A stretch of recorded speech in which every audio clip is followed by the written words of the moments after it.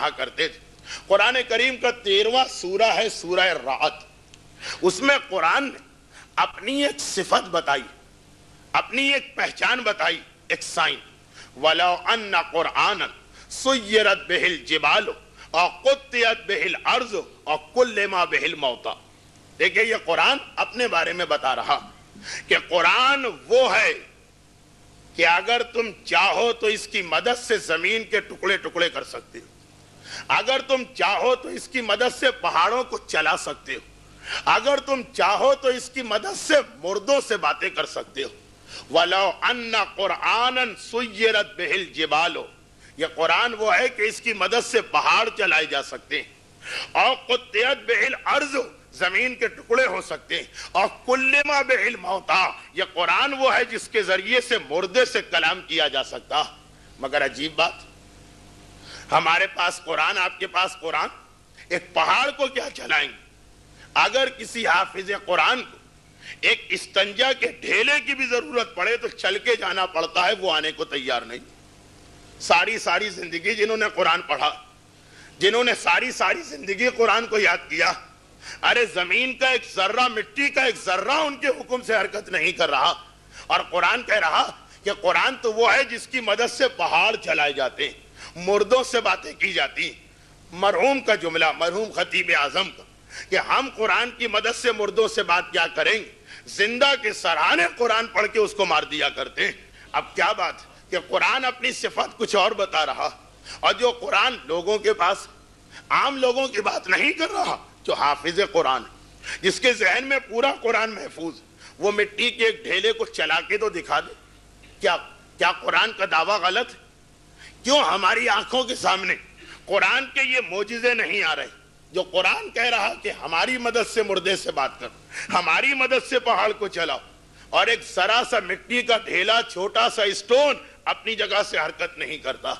مولانا اس کے لیے ایک مثال دیتے تھے، کہتے تھے کہ دیکھیے میں چلا اپنے گھر سے اور کسی کام سے جا رہا ہوں، راستے میں دیکھا کہ ایک آدمی کھڑا ہے، میں نے اس سے کہا کہ بھائی میرا یہ کام کر دو۔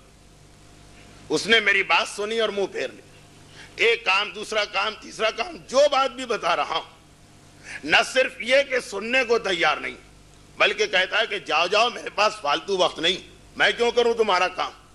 اور اتنے میں تھوڑی دیر گزری، میں نے دیکھا ہے کہ ایک آدمی آیا، دوسرا آدمی، اس نے اس کو بلایا، کہا کہ یہ خط ڈال دو، یہ کپڑے دھو دو، گھر کی صفائی کر دو، فلاں سامان لے آؤ، بچوں کی دیکھ بھال کرو۔ اور جیسے ہی اس کی زبان سے یہ جملہ نکلا، بجلی کی تیزی کے ساتھ وہ آدمی حرکت کرنے لگا۔ میں حیران و پریشان کھڑا کہ ارے یہ وہی آدمی تو تھا کہ ابھی میں نے اس سے بڑی ہی نرمی کے ساتھ، محبت کے ساتھ، عاجزی کے ساتھ ریکویسٹ کرتے ہوئے کہا تھا کہ ایک کام کر دو، تو وہ منہ پھیر کے کھڑا ہو گئے، اور آنے والا آرڈر دے رہا تو یہ بجلی کی تیزی سے سارے کام کر رہا، بلکہ اسے کہنے کی ضرورت بھی نہیں، وہ انگلیوں سے اشارہ کر رہا ہے کہ ادھر جاؤ، یہ کام کرو، اور وہ شخص ہر کام کو انجام دے رہا۔ بھئی یہ کیا معجزہ، یہ تبدیلی کیسے آ گئی، یہ انقلاب کیسے آ گئے؟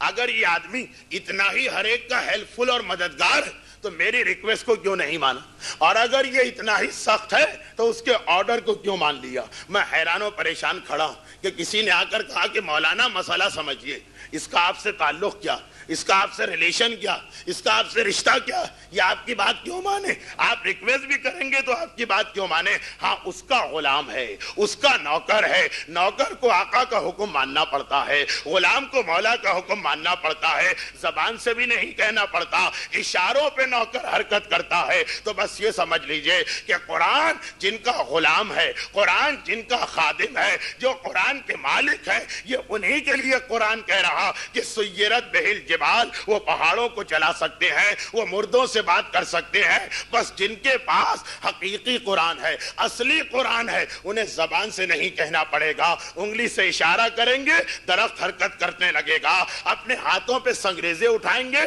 سنگریزے تسبیح کرنے لگیں گے، جانور کی جانب دیکھیں گے، وہ انسانی کلام کرنے لگے گا، چاند کی جانب اشارہ کریں گے، چاند دو ٹکڑوں میں تقسیم ہو جائے گا، ڈوبتے ہوئے سورج کو دیکھیں گے، ڈوبتا ہوا سورج واپس نکل کے آ جائے گا۔ درود بھیجے محمد و آل محمد۔